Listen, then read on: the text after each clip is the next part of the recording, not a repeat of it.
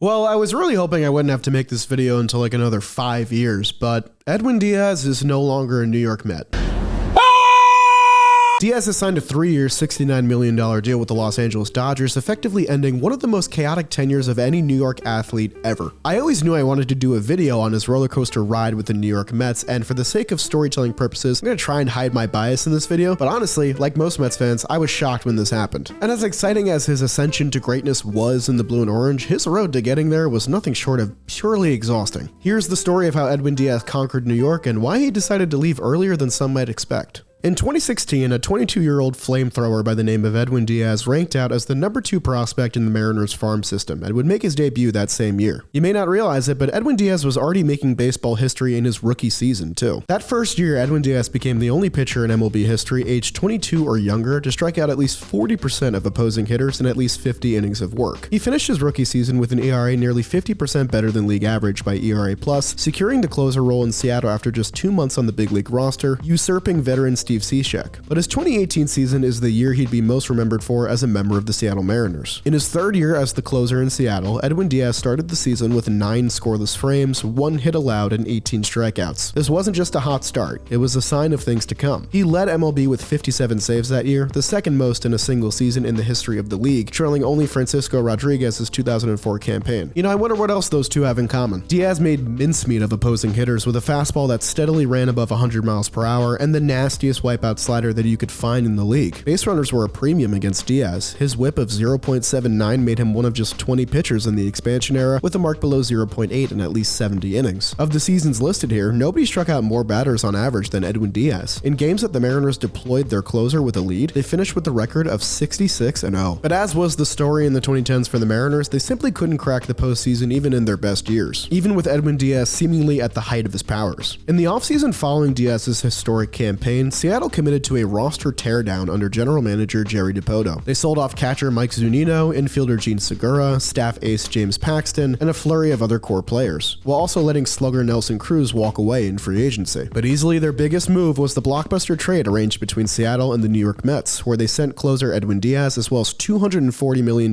man Robinson Cano to Queens. In exchange, they'd receive a haul of prospects and veterans headlined by Jay Bruce and top prospect Jared Kelenic, the number 6 overall draft pick in the 2018 drafts, and a fringe top 50 prospect in baseball at the time of the swap. And just 5 years later, Edwin Diaz would be the only player involved in this trade still playing for the team that he was traded to, but we'll get to that in a second. From the outset, this trade grabbed all sorts of headlines, and it makes perfect sense. The trade was orchestrated by agent turned GM Brodie Van Wagenen, who is the agent of Jacob deGrom, now running the team that he plays for. It involved Robinson Cano playing for the other New York team, and most importantly, at the time, it was looked at as a massive overpay by the New York Mets. But the thing is, from the outset, Edwin Diaz looked to be the part. He had secured 8 saves before the month of April had wrapped up in 2019, with the Mets winning 11 of the 12 games he had pitched in through April 28th. He had struck out 20 batters in just 10 2/3 innings, and looked to be the elite closer that the Mets hoped he would be. The thing is, there's a reason nobody remembers Edwin Diaz's 2019 season getting off to a nice start, because a myriad of almost unbelievable implosions would immediately follow, a series of events that would come to doom the 2019 team as a whole. It started on April 29th, with a Jesse Winker moonshot to break a tie and a wave goodbye to the crowd that he'd eventually win the hearts of. Days later, Jose Iglesias did the same to Edwin Diaz, in another case of odd symmetry to the 2024 team. The Reds were the first team to victimize Edwin Diaz, but they would not be the last. In Los Angeles, an 8-3 lead melted away, as Edwin Diaz allowed 4 extra base hits and 4 earned runs in a meltdown of biblical proportions. This was a dressing down that Edwin Diaz had never endured in his brief major league career to this point, and I don't find it unlikely at all that his lack of adversity faced throughout his career to this point is a reason that this would continue. On June 13th, Edwin Diaz surrendered consecutive run-scoring hits in the pouring rain to allow a 4-4 tie against the Cardinals, a game that the Mets would lose in extra innings. Mind you, this game was supposed to be delayed in the 9th inning before Diaz even threw a pitch, but it was Pete Alonso and Ahmed Rosario begging the field crew to let them play that led to this implosion. There would have been 2 blown saves in this series alone on this Colton Wong bloop double, if not for a run-saving play at the plate as well. Also, Jack Flaherty is the pinch runner here. I have no idea why. Just 10 days later, a heroic 9th inning comeback by the Mets was erased when Edwin Diaz allowed a game-tying home run to Maikel Franco. Then just a couple batters later, a walk-off game-winning home run to Gene Segura era in Philadelphia. The balls would continue to fly out of the yard for Edwin Diaz throughout this entire season, and though he would settle a little bit in August as the Mets began winning a lot of games, his magnum opus had not yet arrived. Despite 6 blown saves from Edwin Diaz and a bullpen ERA ranking near the bottom of the league, the New York Mets were still within arm's length of a wildcard spot, only 4 games out with a month to play in early September. This came thanks to a potent offense and an electric stretch in July and August, where the club rose from a 40-51 record to a 61-56 record by winning 21 of 26 games. Also due in part to Seth Lugo earning more closing opportunities because of Edwin Diaz's struggles. Having won 3 of 4 games, the Mets were in Washington, D.C. for their second of 3 games against the Nationals, who at that point held a wildcard spot. Tied 5-5 in the 9th inning, the Mets offense exploded for 5 runs to seemingly put the game away, helped out by a key Trey Turner error where he failed to recognize that there was 1 out, not 2 outs, and threw to first on a surefire double play ball. This allowed the Mets to break the score open. Paul Sewald came in for the 9th inning. Someone just infected me! Fucking Paul Sewald did this! But allowed 5 hits with just 1 out recorded, which meant that Edwin Diaz was asked to come in and put out the fire in a bases-loaded situation. On the second pitch of his at-bat, Ryan Zimmerman greeted Diaz with a bases-clearing double. With the Mets still up 2 runs, Edwin Diaz faced off against backup catcher Kurt Suzuki. After an 8-pitch battle, Suzuki improbably won the game for the Nationals with a heroic walk-off 3-run bomb. Kurt Suzuki! See you later! The Nats have won it! 7 runs in the bottom of the 9th! A defining win in what would become a World Series year for the Nationals. Though the Mets would still finish the month with a winning record, this loss was viewed as the death blow of the season for the team, and front and center was their closer, Edwin Diaz. The Mets would finish 3 games out of a playoff spot with an 86-76 record, and the shocking decline of Edwin Diaz is likely the reason why. Diaz blew a career-worst 7 save opportunities on the year, and broke the record for the most 9th-inning home runs allowed in a single season with 15 total. It was a season from hell for the electric Puerto Rican reliever, and coupled with Robinson Cano's suspension for PEDs, it painted the Mets' trade with the Mariners as nothing short of an abject catastrophe. During his slow and painful ruination in 2019, Diaz had no answers for why he had fallen so far from his dominant, historic numbers just a year prior. But there was still one person that believed fully in Edwin Diaz, and that was Sugar himself. In a quote at year's end, Diaz said that his 2019 season does not define him, and that he was going to find a way to, quote, prove to the fans here that I'm still the Edwin Diaz that they wanted.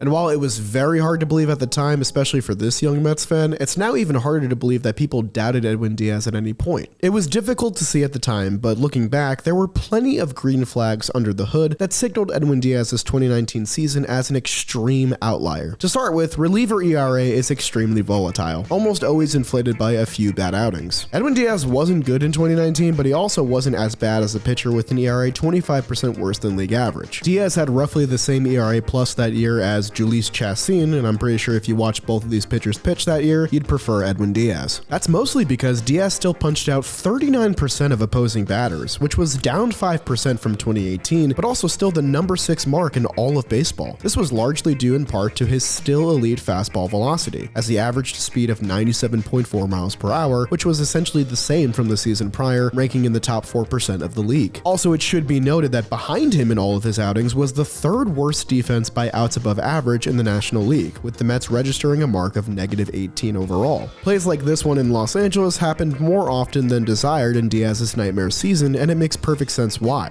The Mets had 36-year-old Robinson Cano at second base, they had JD Davis and Dom Smith playing left field on a regular basis. This helped lead Diaz to having the 3rd highest batting average on balls in play against him at an unbelievable 377 mark, one that was obviously not sustainable. Diaz's expected metrics against his fastball and slider were far lower than the actual concrete numbers produced, though much of that can be attributed to Diaz missing with his slider more often than not. This was clearly a mechanical issue, and to combat that, in the offseason, Hall of Famer and former Mets ace Pedro Martinez worked directly with Edwin Diaz to make minor adjustments to his delivery. Now, point blank, you can't excuse Edwin Diaz for his 2019 performance. It still comes down to him being on the mound and losing in most of these efforts. But what was also hard to rationalize at the time, especially especially as a New York sports fan, is that this is the first time this guy was pitching in a major market. He was young, still really unpolished, if we're being honest, and had truly undeniable arm talent that would start to show off in the ensuing years. A season without fans in the stands was likely a good turn of events for Edwin Diaz amidst the scarier circumstances beyond baseball. In 2020, he posted a sparkling 1.75 ERA in 25 innings and once again finished with a top 3 mark in strikeout rate at an absurd 45.5%. The trend continued in 2021 as Edwin Diaz completed his first solid full season in the blue and orange. It wasn't close to the otherworldly numbers he had posted in Seattle, but compared to his disastrous 2019 year, this was something that the team could work with. Maybe the electric arm that dominated the league a few years ago had vanished, and this version of Edwin Diaz was the only one that remained.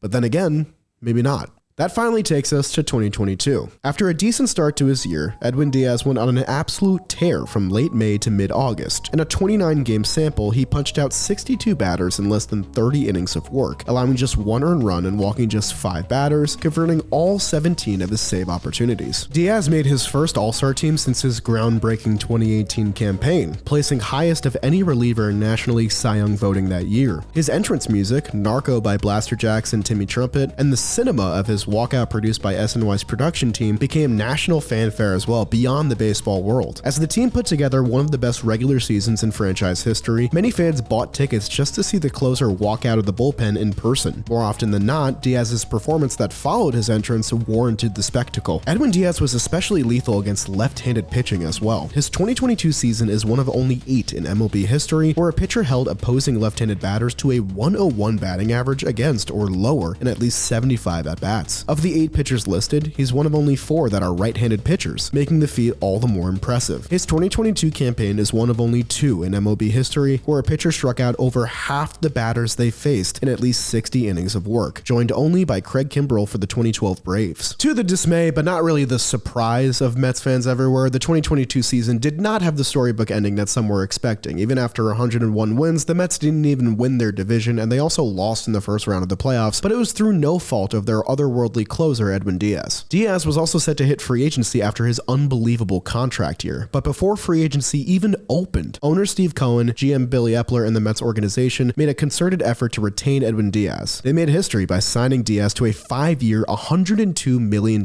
extension. It was the richest contract ever signed for a relief pitcher, and it was hard to make the argument that Edwin Diaz wasn't worth every penny. It also was extremely player-friendly, including opt-outs in the 3rd and 4th year. Edwin Diaz had conquered New York and made it his own, and now had the contract to show for it. Your tickets are confirmed.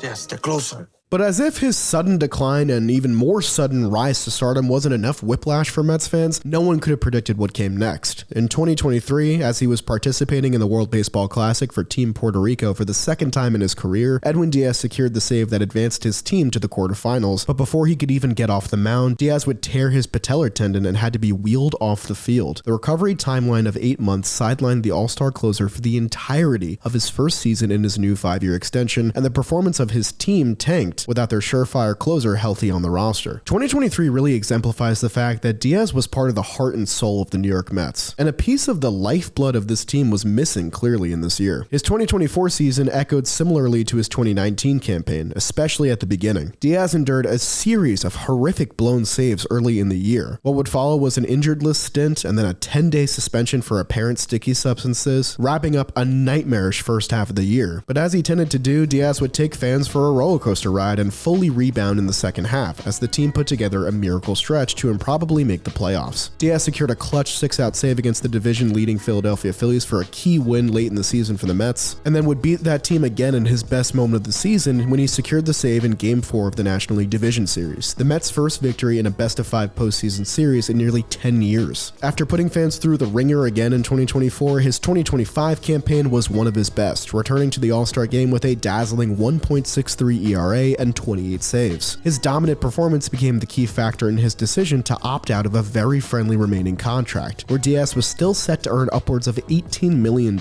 in the ensuing 2 seasons with opt-outs still in play. When Edwin Diaz officially hit the market, many baseball fans still held confidence that the top reliever available would return to Queens on a new deal, despite the 2 teams who had just played in the World Series being his most aggressive suitors outside of New York. But instead, a series of missteps would follow. The Mets signing of Devin Williams rubbed Diaz the wrong way when the team didn't inform him of such proceedings. The Mets were short $3 million of an opposing offer. That was when Edwin Diaz decided to sign on with the defending World Series champion Los Angeles Dodgers, bolstering the only weak section of their roster. And with this, Edwin Diaz's era in New York had suddenly come to an abrupt close, and many Mets fans like myself feel as though the conclusion of his tenure in Queens has come too soon. To be upfront, I always kind of felt like Edwin Diaz would conclude the peak of his career with the New York Mets and become the best closer in franchise history. His story of being traded here, struggling so mightily in his first year, only to rebound over the course of 3 years, earn the richest contract of a reliever in baseball history, and then immediately go down with an injury and rebound again after that. It was so remarkable, so nauseating at times to watch that it made me so endeared to Edwin Diaz as a player. To put it simply, it just felt like there were more chapters to be written in this story, and if you'll allow me to embellish for Mets fans watching, it would have been the perfect ending to see him secure the final out of a World Series championship in the blue and orange. While that championship dream certainly has not ended for Diaz himself joining the Dodgers, it certainly won't be in a Mets uniform, though you can't deny that Diaz has made the best decision for both his desire to win and provide for his family. It's been an offseason of change for the Mets, losing their all-time home run leader as well, but I think in the 2026 season, the aftershock of losing Edwin Diaz will prove far greater. But that'll do it for the story of Edwin Diaz's tenure in New York. Let me know in the comments down below if you enjoyed today's video. If you did, leave a like on the video as well and subscribe to the channel. I'm trying to hit 150K early this year, so help me out by hitting that red button below. That'll do it for me though, and I'll see you guys next time.